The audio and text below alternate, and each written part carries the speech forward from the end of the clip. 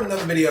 I'm excited about this because I haven't had an iPad mini in many years. I used to use one, believe it or not. I used to take a train into DC back in the day. But nonetheless, this is the iPad mini 6, purple, 64 gig Wi-Fi. So let's just jump into the box and check it out.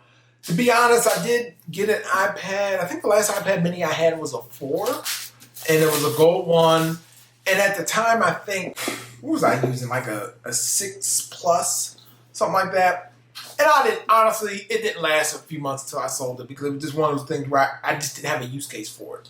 But looking at this, kind of tough box to take off. But looking at this, it's just appealing. You know, they redesigned it completely. Wow, just picking this thing up is really nice. So in the box, wow, you still get a charger here. So you still get a 20-watt fast charger. And one of the remaining products that didn't have USB-C now does on this iPad mini 6. So only the iPhone now out of the main Apple products don't have it. So let's jump into this. All right, so this is funny. So this actually matches this purple iMac. I have in front of me as well. So yeah, this is pretty awesome. So let's just take a look, kind of get an idea of the color. It's honestly similar to the iMac, like the base of it, but I like it. I like honestly, I'll be honest with you, just me holding it in my hand. It's definitely probably not going to be for me in the sense that I don't have a real use case for it. It's just one of those things. I didn't get a chance to try out the iPad Air last year that had the built-in fingerprint sensor at the top, but this one does have that. There's no, as you notice on the back, there's no, what do you call it, like the keyboard connector. So you missed that on here. So you got a nice camera upgrade here at the top corner. There's where the fingerprint sensor is there as well. So you can see it from the top and from the front of the camera. So yeah, it's definitely nice. I'm gonna jump into it a little bit more, but I had to do this comparison because, to be honest, the way I use iPads usually mostly for media consumption, things like this. Apple's talking about pilots using this for airplanes. I've seen these used in home entertainment centers, right? So if you're in a home entertainment center and you're controlling your lights and TVs, even in different apartment buildings, I've seen them use iPad minis for that. But I gotta take this against the big boy here, and I've got the M1 iPad with the pencil. So that's another thing, this iPad mini, and this is just for the fun of it, right? I wanted to see how massively different in size this is. Now look at that. That's crazy. That is crazy. So you're getting a good idea of the size difference. Here's the top-down view, and then from the back. So let's just go and show you there. So yeah, that's pretty massive difference. Yeah, and like I said, I use my iPad Pro mostly for a lot of consumption. I do work on it though, but it's not my main device, of course. And if you haven't seen the video of me talking about the iPad Pro, definitely check that video out as well. But yeah, I'm going to sign into this mini. I like to just hold it in my hand, feels nice. Here's where the pencil goes at the top. So look how crazy it is. The pencil literally takes up the whole top of the device. But I'm telling you, I like this. But of course, I got to show you. I got the iPad, or actually the new iPhone 13 Pro. So let's look at this. Here's the 13 Pro Max. So let's kind of, if you're looking at both of these compared to each other, I mean, you got a 6.7-inch display versus a 8.3. So that's the thing. If you've got both of these, it really does.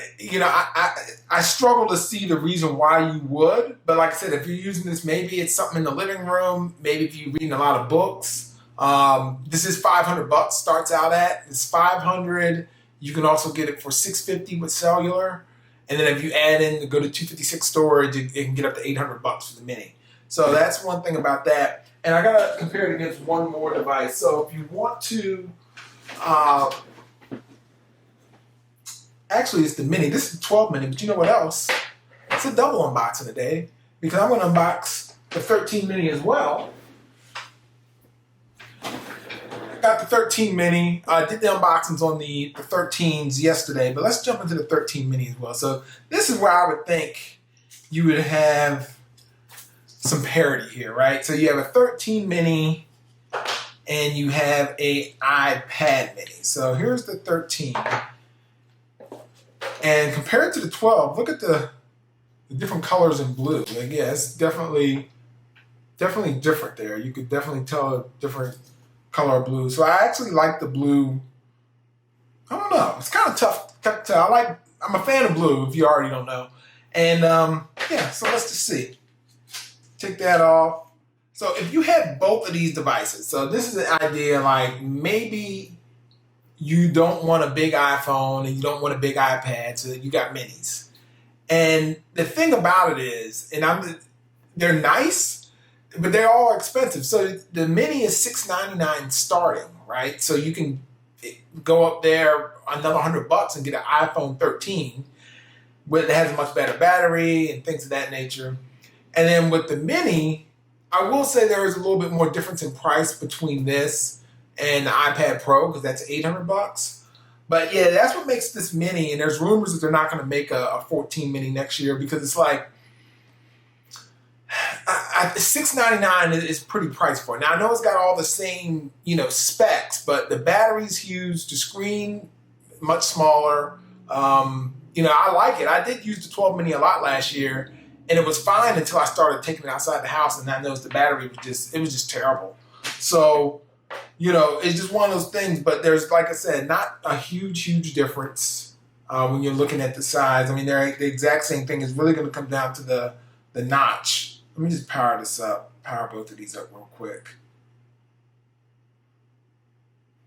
And I know that the notch has been changed on both of them.